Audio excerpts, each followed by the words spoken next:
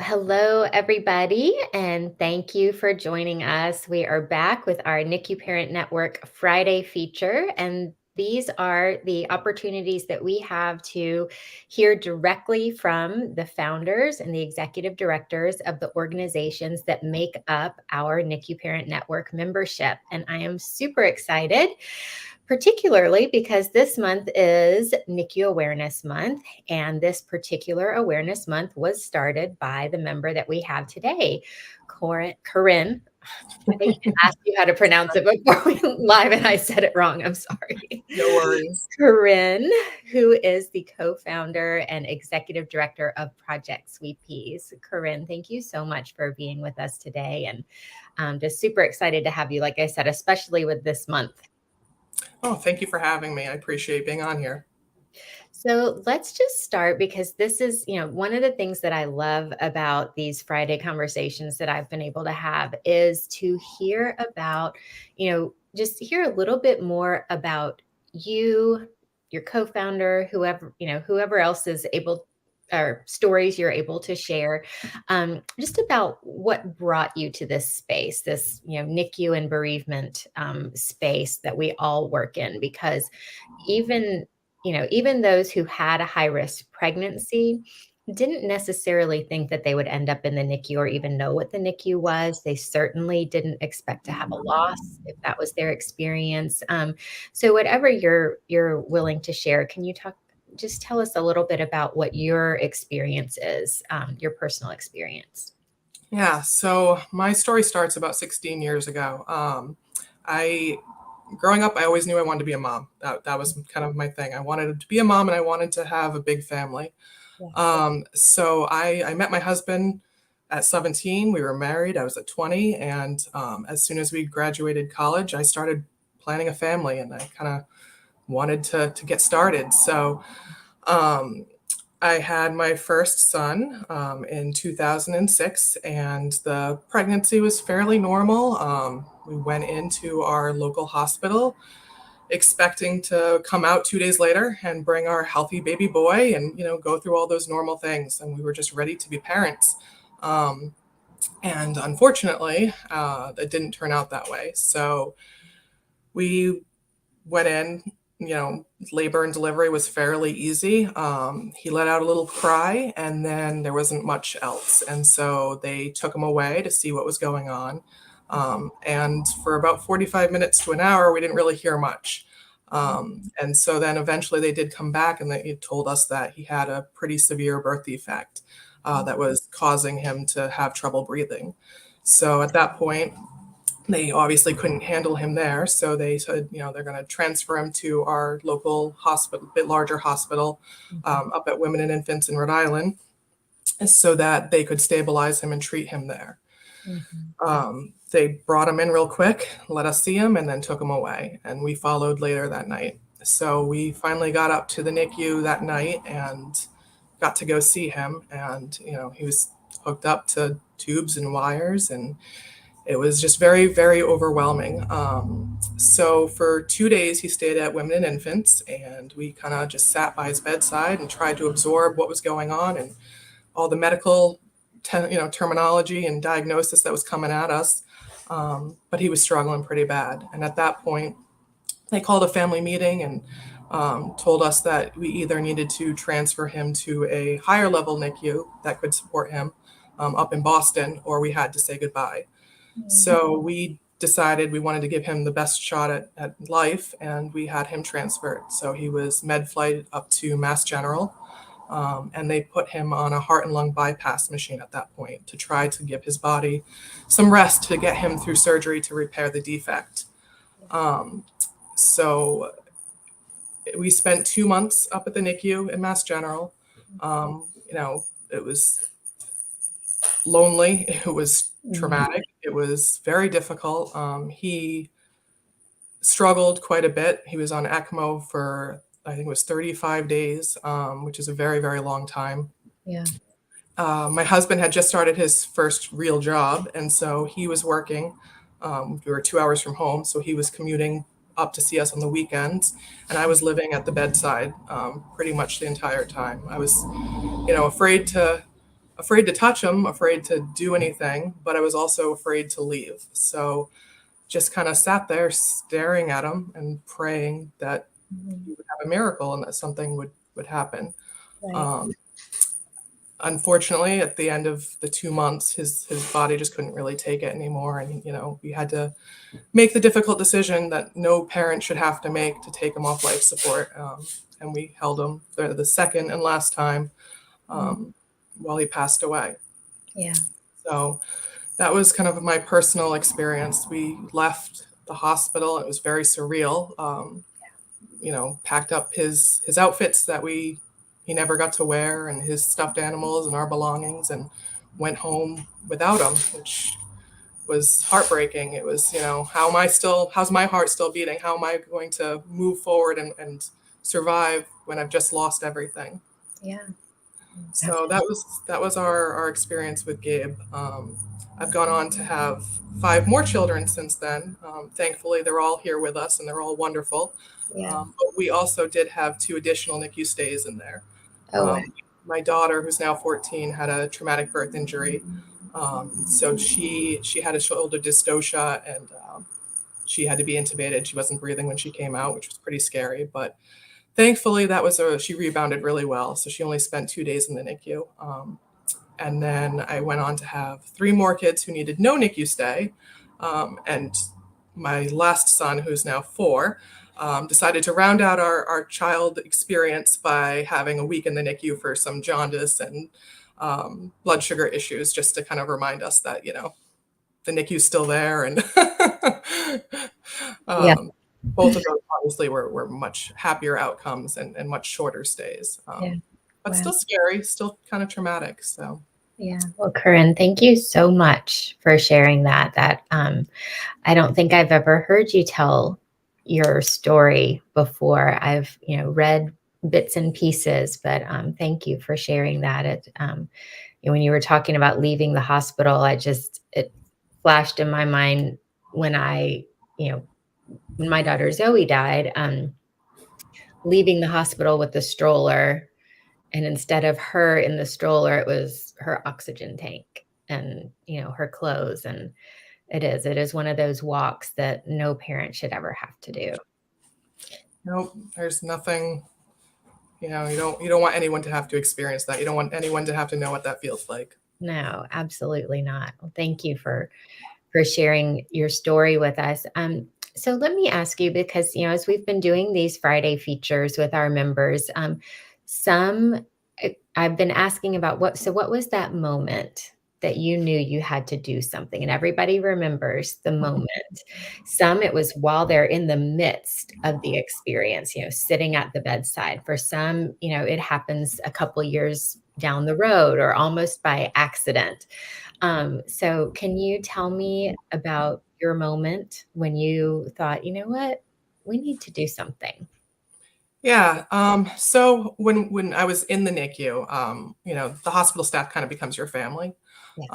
And they were amazing, and they were very supportive. And they really they did a lot of things. They went above and beyond to kind of give us a homey feeling, to like provide a little Christmas gift. So we were there during the holidays, Thanksgiving, Christmas, New Year's. So just, giving him, we have this little, I call him Pinky. It's a little pink alligator stuffed, which was funny to me because he was a boy and I was getting this pink alligator. But getting a Christmas present, dressing up his bed, getting his footprints, things like that meant so much, especially when I went home and kind of started processing my experience. Right. So I had that kind of in my mind, like that was really what got me through, and just things that I treasured. Mhm. And then after we went home, I had a really just strong desire to connect with other parents who had been through this. Like suddenly conversations with friends, they couldn't quite understand. They didn't, they didn't know I was obsessed with what had just happened to me, and they didn't know what to say. Yeah. So it was before, Facebook and social media and all that stuff. Yep. Reaching out to people, and trying to find those connections. And I found a couple of amazing women who had been through some similar experiences. Mm. Um, and we started connecting and talking, and we met in person, and we sat down, and they were spread out. There was Kate in Pennsylvania, Mhm. who was really like a lifeline to me. Her daughter, Shannon, was born right around the time Gabe had passed away, and she had only lived 3 days. Mm. Uh, but talking with her and her experience and comparing that, and then we had staff who was in Indiana, and her daughter had the same birth defect but was a survivor. Um, and just kind of comparing what we had gone through and what we had wished we had known, wish we had had, those types of things. It was just kind of one of those moments where we're like, well, we should help support others who are going to go through it after us. Why don't we start, putting these things into packages and dropping them off, providing these little things, these resources that we didn't have. So that was kind of our let's try this. Let's see what goes. And I love when we were talking before we went live, how you said that at the very beginning, even on your website, you said, we are not a nonprofit. That was not your intention. No, we were just moms who wanted to do something and give back. We didn't want to do any paperwork, or we just wanted to, Right, really keep it provide that simple. support. Yeah. But Mhm. but Well, things, that's what things are a little snowball. different. Yes. Project Sweet Peas has grown quite a bit. You said it's been 13 years now. You guys started this awareness month, NICU Awareness Month, and I also want to just acknowledge the fact that your organization, because of your focus, was not just on premature babies and families who had premature babies, that your organizations is one of those that really prompted our change from Preemie Parent Alliance to NICU Parent Network, to change our language from, focusing on the preemie to focusing on NICU and bereaved, to encompass all of those. So thank you for being one of those organizations, and for really, you know, making people aware that the NICU isn't just for preemies. There are lots and lots of kids that come through the NICU. So let's talk a little bit about exactly what Project Sweet Peas is, what you do, and then definitely want to talk about your reach, because you started off quite small, and now you've got presence with chapters or divisions in lots of different states. So let's just start with what Project Sweet Peas is and what you guys do. So we are a national nonprofit. Our home office is in Rhode Island, but we have, like you said, divisions kind of all scattered out around the country. But we provide a care package. That was kind of where we started, right? We were putting things in bags that we wish we had and delivering them to hospitals. So we have a care package program. That's kind of our main program that. And over the years, it's evolved. We've kind of tailored the items and really developed them, but to promote, family-centered care, to empower parents, because when you're there, when you're in the NICU, you're not the primary caregiver. It's really hard to feel like a parent sometimes. So really trying to empower parents to kind of take, your journey matters, and just because it's different doesn't make it. You're still a mom, you're still a dad, you're still a parent. Um, Promoting bonding, like that's kind of our big thing, trying to use milestones and bring a little normalcy to the NICU. So yeah, we have care packages. We do holiday items and deliveries, just to kind of again try to bring a little bit of normalcy to the NICU. We have memory backs program for families that unfortunately have a loss in the NICU, or a miscarriage or stillbirth. We have a financial assistance program, just $100 Visa gift cards, just to try to give if you're struggling to buy cafeteria food, or to get to the NICU to see your baby. And then we do some peer support and some different programs. Really, it's our mission is to support families in whatever way we can. So that's kind of our ultimate goal. Well, I just want to point out we do have some comments from Ashley at Glow Preemies. And Right. Ashley says, I love working with Project Sweet Peas. They're an amazing organization, and her story is so powerful. Project Sweet Peas is why we talk about all NICU kids versus just preemies. So huge thank you to them. Oh, thank you. Yeah, I mean, it is. It's. I think the when you think of the NICU, you think of the little teeny babies, and Gabe was full term. Michaela, my second one, was full term. She was a 10-pound, 4-ounce baby. That's what landed her in the NICU. It was a difficult delivery. And she was huge and she looked ridiculous next to these teeny tiny preemies.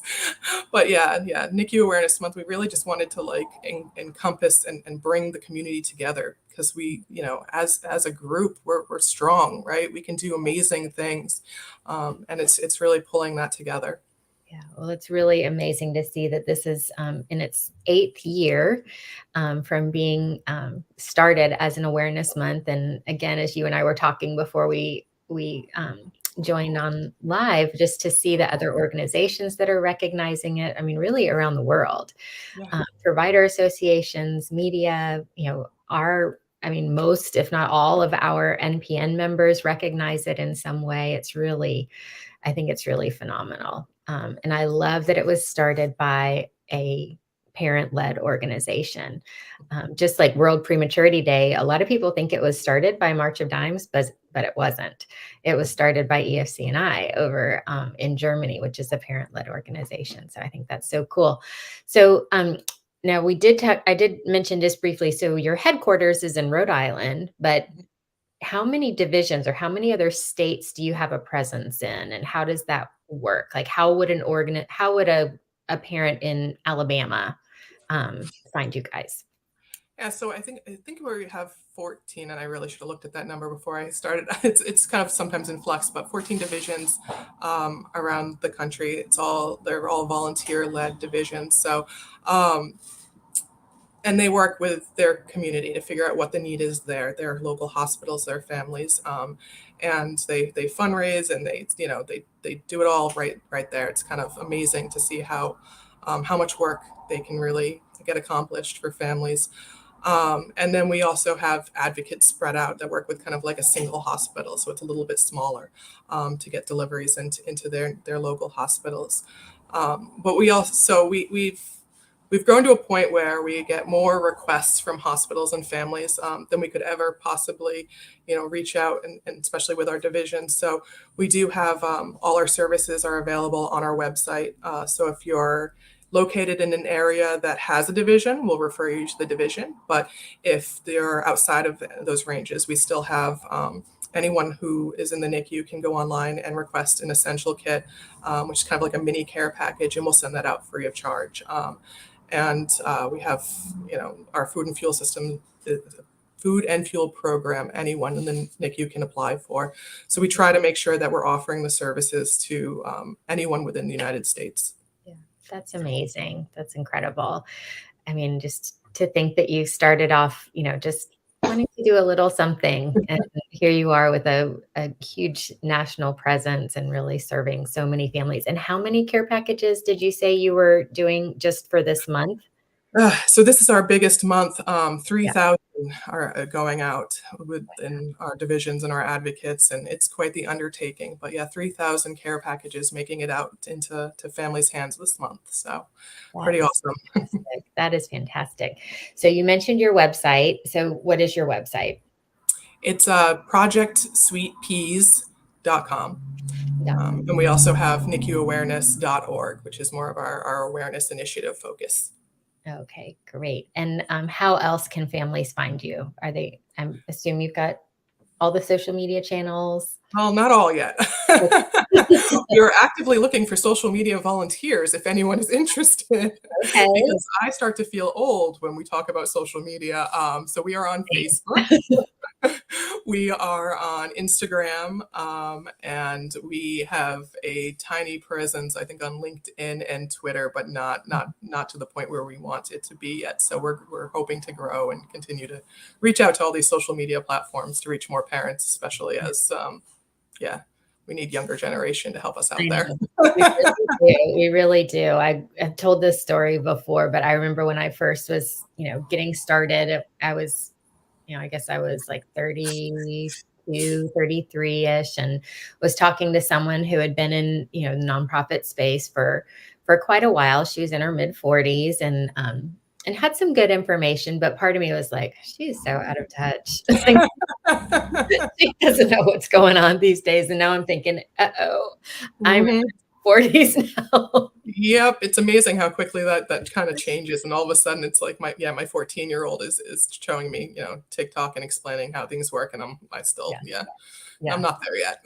I don't know if I'll ever be there. I know. We definitely need to work together to kind of engage the younger generation of parents and Yes. families so that we don't become irrelevant, right? Yeah, exactly. Because it seems to happen overnight. It does. That's for sure. So, let me ask you a question. What is one thing that you wish every NICU and bereaved family knew? You're stronger than you think you are. And it doesn't mean that you can't be broken at times, but you are. You're strong and you're resilient, and it's okay to ask for and accept help because there's a lot of resources out there. And I know when I was in the NICU, I was so afraid of looking like I didn't know what I was doing, or saying the wrong thing and someone judging me as a young mom. So I wasn't as accepting. And looking back, there was things available that I should have taken advantage of that would have helped me both, emotionally and in every other way. So it's okay to accept help and to reach out to others. Very wise advice. Okay, so this is kind of similar, but fill in the blank. NICU and bereaved parents are, you kind of answered it. Strong and resilient. I Yes, think I combined those two questions right there. I know. No, I think it's absolutely, I mean, it's so true. And it is one of those things that it's hard to feel and think of yourself in that way in the moment. But when you have some distance and you can see, so I hope that those who maybe are listening or watching that don't feel strong or wonder if they're going to come through, that they really are. And like you said, that there is help and there's no shame in asking for it or accepting it. Absolutely. So, are there any other updates or announcements that you want to share? Anything else coming up? I know we're in kind of the last week of NICU Awareness Month. So, anything you want to share about that? Or Yeah, so next week is leading up to NICU Awareness Day. NICU Awareness Day is on the 30th. So put on some green and light it up green. If you got a green light bulb, put it out on your front porch. Take some pictures, send it to us. We are also, so I'm traveling to Niagara because they're lighting up the falls green. So oh, wow, it's a good excuse to take the kids to Niagara Falls for a couple of days. So we're excited to see that is that. so Um, cool. but I yeah, love that. it's definitely a good week to jump in and kind of get involved. We kind of lead up the week by a couple of days. So we've got um, NICU Remembrance Day to remember all the babies that didn't make it home. And then we lead into NICU Giving Day, just a day to encourage, giving back to families and to the NICUs or the organizations that support them. And then Sibling Support Day, because, the siblings obviously go through their experience well, and we'd like to try to offer the support and acknowledge their experience. NICU Staff Day, because it takes a village to take care of these babies. It's, the NICU nurses often get a lot of recognition, as they should, but there are so many staff members that make a difference. Yeah. And then NICU Awareness Day. So if anyone's interested in getting more involved this year, next year, anytime, definitely reach out to us. We love to other organizations, parents, hospital staff. We love to make those connections and help out. Yeah, absolutely. Well, Corinne, thank you so much. Any other final thoughts? Or I think we covered a lot. Thank you so much for having us. I really appreciate these Friday features. I've watched a couple now, and I'd love to hear everybody's story and see where they come from and how our things grow. And it's just amazing. So thank you for having us. Oh, good. Well, I'm so glad that you could join us, and thank you so much for all the work that you and your team does and continues to do. It's really incredible, and I love, as so many that have shared with us that you start off thinking you're just going to do a little thing, and keep it simple, no paperwork, but it just you can't not sometimes. You can't No, not grow learn sometimes. to embrace the paperwork. All right. Well, thank you so much. And I hope you have a beautiful, wonderful weekend. And I can't wait to see Niagara lit up green. So we'll be looking for those pictures for sure. And we'll be sure Absolutely. to share them on our social channels as well. I think that's so cool. Thank you. Thank you so much. All right. Thanks, everybody. We'll be back next Friday. Have a great Bye. weekend.